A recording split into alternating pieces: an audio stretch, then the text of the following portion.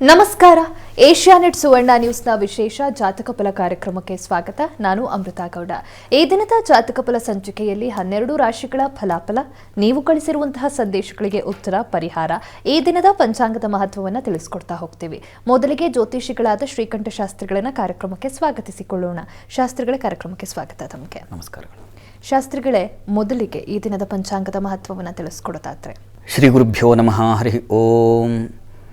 ಮೂರ್ತಿತ್ವೇ ಪರಿಕಲ್ಪಿತ ಶಶಿಭೃತೌ ವರ್ತ್ಮ ಪುನರ್ಜನ್ಮನ ಆತ್ಮೇತ್ಯಾತ್ಮವಿದಾಂ ಕ್ರತುಶ್ಚಯಜತಾಂ ಭರತ ಅಮರಜ್ಯೋತಿಷ ಲೋಕಾನಾಂ ಪ್ರಳಯೋದ್ಭವಸ್ಥಿತಿ ವಿಭಶ್ಚಾನೇಕಧಾಯ ಶರತೌ ವಾಚನ್ನ ಸದದಾ ತ್ವನೇವ ಕಿರಣಃ ತ್ರೈಲೋಕ್ಯ ದೀಪೋ ರವಿಃ.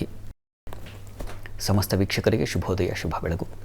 ಈ ದಿನದ ಸಂದೇಶಗಳನ್ನು ಪರಿಶೀಲಿಸೋಣ. ತತ್ಪೂರ್ವದಲ್ಲಿ ಇವತ್ತಿನ ಪಂಚಾಂಗವನ್ನು ಗಮನಿಸಿಕೊಳ್ಳೋಣ. ಶ್ರೀ ಕ್ರೋಧಿನಾಮ ಸಂವತ್ಸರ, ದಕ್ಷಿಣಾಯಣ, ವರ್ಷ ಋತು ಭಾದ್ರಪದ ಮಾಸ, ಕೃಷ್ಣ ಪಕ್ಷವಾಗಿದೆ. ಈ ದಿವಸ ಮಂಗಳವಾರವಾಗಿರತಕ್ಕಂಥದ್ದು. ಸಪ್ತಮಿ ತಿಥಿ, ಮೃಗಶಿರ ನಕ್ಷತ್ರ. ಈ ದಿವಸ ಸಪ್ತಮಿ ತಿಥಿ ಇದೆ.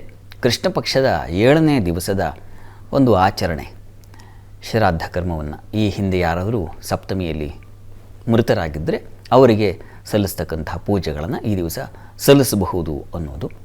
ಅಥವಾ ಅದಿಲ್ಲದೆಯೂ ಪಿತೃಪಕ್ಷ ಮಾಡ್ತಕ್ಕಂಥದ್ದು, ಅಂದರೆ ಹಿರಿಯರ ಸ್ಮರಣೆಗೆ ಒಂದು ದಿವಸ ಅಂತ ಗುರ್ತಿಟ್ಕೊಂಡು ಮಾಡ್ತಕ್ಕಂಥದ್ದು ಆಗುತ್ತೆ. ಅದರ ಜೊತೆಗೆ ಈ ದಿವಸ ವ್ಯತಿಪಾತ ಇದೆ. ನಮ್ಮಲ್ಲಿ ಷಣ್ಣವತಿ ಶ್ರಾದ್ದಗಳು ಅಂತಿದೆ.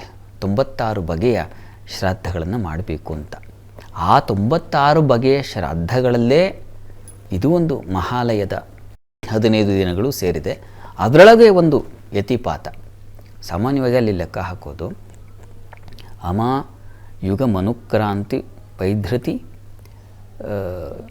ವ್ಯತಿಪಾತ ಮಹಾಲಯ ಇದಿದೆ. ಇದು ಗಣನೆಗೆ ಬರುವಾಗ 12 ಸಂಕ್ರಮಣ ಇದೆ, 12 ವೈಧೃತಿಗಳಿದ್ದಾವೆ, 12 ವ್ಯತಿಪಾತ ಬರ್ತದೆ. ಪ್ರತಿ ವ್ಯತಿಪಾತ ಇದ್ದಾಗಲೂ ಆ ದಿವಸ ವ್ಯತಿಪಾತ ಅಂತ ಬರೆದಿರ್ತಾರೆ ಪಂಚಾಂಗದಲ್ಲಿ. ಆ ದಿವಸ ಪಿತೃಗಳಿಗೆ ಸ್ಮರಣೆ ಮಾಡಬೇಕು. ಅವರ ಒಂದು ಆ ಶ್ರಾದ್ದವನ್ನು, ಷಣ್ಣವತಿ ಶ್ರಾದ್ದ 96 ಇದ್ದಾವಲ್ಲ, ಸಂಕ್ರಾಂತಿಯಲ್ಲಿ ಹೇಗೆ ಮಾಡ್ತೀವೋ ಹಾಗೆ ವ್ಯತಿಪಾತದಲ್ಲೂ ಮಾಡಬೇಕು ಅಂತಿದೆ. ಹಾಗೆ ಈ ದಿವಸ ವ್ಯತಿಪಾತವೂ ಇದೆ. ಹೀಗಾಗಿ ಇದರ ಜೊತೆಗೆ ಸೇರ್ಪಡೆಯಾಗಿರ್ತಕ್ಕಂಥದ್ದು ಮಹಾಲಯ. ಈ 15 ಪಕ್ಷದ ಏನಿದೆ 16 ದಿವಸ ಇದರ ಜೊತೆಗೆ ಸೇರಿದೆ ಅದು ವ್ಯತಿಪಾತ ಅನ್ನೋದು ಕೂಡ. ಹೀಗೆ ಇದು ಸಾಮಾನ್ಯರಿಗೆ ಗೊತ್ತಾಗೋದಿಲ್ಲ. ಇಲ್ಲಿ ಶ್ರದ್ಧೆ ಇದ್ದರೆ ಸಾಕು. ಇಂಥ ಒಂದು ಕಾಲದಲ್ಲಿ ನಾವು ಪಿತೃಗಳ ಸ್ಮರಣೆ ಮಾಡ್ತಕ್ಕಂಥದ್ದಿಗೆ ಒಂದು ಒಳ್ಳೆಯ ಕಾಲ ಇದು. ಹೀಗಾಗಿ ಅವರ ಪ್ರತಿ ದಿವಸ ಅವರ ಸ್ಮರಣೆ ಮಾಡೋದು, ಅಥವಾ ಗೊತ್ತಾಗಿಲ್ಲ ಅಂದ ಪಕ್ಷದಲ್ಲಿ ಅವರ ಯಾವುದಾದ್ರು ಈ 15 ದಿನಗಳಲ್ಲಿ ಯಾವುದಾದ್ರೂ ಒಂದು ದಿವಸ ನೀವು ಅವರನ್ನು ಸ್ಮರಿಸಿಕೊಂಡು, ಕೊನೆಗೆ ಸಾಮಾನ್ಯವಾಗಿ ಮಹಾಲಯ ಅಮಾವಾಸ್ಯೆ ದಿವಸ ಎಲ್ಲರೂ ಮಾಡ್ತಾರೆ ಸಾಮಾನ್ಯವಾಗಿ. ಇವುಗಳಲ್ಲೂ ಮಾಡಬಹುದು ಅನ್ನೋದನ್ನು ಪ್ರತಿ ದಿವಸ ಅದನ್ನು ನಾನು ಹೇಳ್ತಾ ಇರ್ತಕ್ಕಂಥದ್ದು. ಹೀಗಾಗಿ ಈ ದಿವಸ ಸಪ್ತಮಿಯಲ್ಲಿ ಗಣಾಧಿಪತ್ಯಂ ಸಪ್ತಮ್ಯಾಮ್ ಅಂತ ಹೇಳಿದೆ. ಅಂದರೆ ನೀವು ಒಂದು ಗುಂಪಿಗೆ ಅಥವಾ ಜನನಾಯಕರಾಗಬೇಕು. ಗಣ ಅಂದರೆ ಗುಂಪು ತಾನೆ.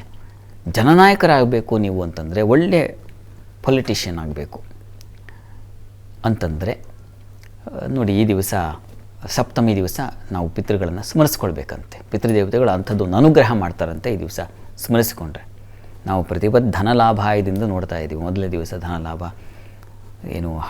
ಇನ್ನೊಂದು 2ನೇ ದಿವಸ ಮಾಡಿದ್ರೆ ಪ್ರಜಾ ಅಂತ ಇರತಕ್ಕಂಥದ್ದು.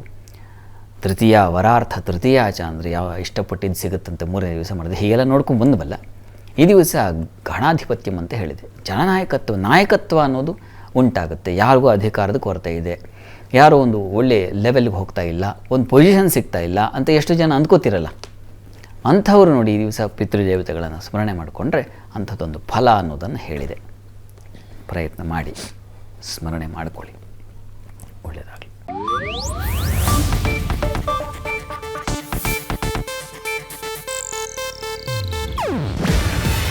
ಇದು ಏಷ್ಯಾನೆಟ್ ನ್ಯೂಸ್ ನೆಟ್ವರ್ಕ್ ಪ್ರಸ್ತುತಿ. ನೀವು ನೋಡ್ತಿದ್ದೀರಾ ಏಷ್ಯಾನೆಟ್ ಸುವರ್ಣ ನ್ಯೂಸ್.